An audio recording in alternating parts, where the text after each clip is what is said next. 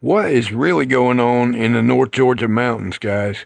Now, this happened about 2018, about 10 miles north of Helen, Georgia, in the upper Chattahoochee Wildlife Management Area. It's a true story. We're going to keep the submitter anonymous because I have not been able to get a hold of them to see if it's okay to use their name. But it started out just as a regular camping trip. This gentleman and his best friend were going camping in a really remote part of the forest.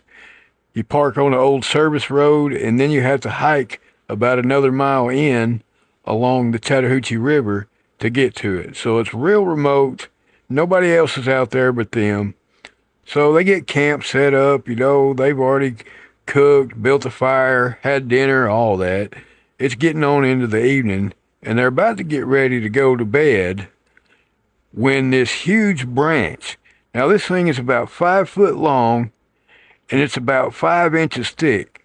Well, this huge branch comes whizzing into the campsite and lands right next to the campfire. Of course, this gets them roused up, so they start looking all around the camp to see where it came from, and that's where they saw him. Now, at first, they thought it was just a really tall dude wearing a jacket, but between 6 and 7 foot tall, though. And so, of course, they shouted something like, "What the French, toast?" Something like that. And that's when this thing just took off into the pitch black woods. Now, mind you, there's only one way out the way these gentlemen came in, which is a pig trail, basically, along the river back to their car. Well, it went the opposite direction. But that's when they both noticed some things that didn't track with it being just a dude. First of all, it wasn't a jacket. They realized it was fur. This thing was covered in fur that looked somewhere between a combination of hair and fur. It looked more human than apish. Well, it didn't run.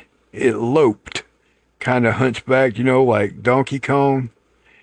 And even though it was real skinny, its arms and its legs were long and huge.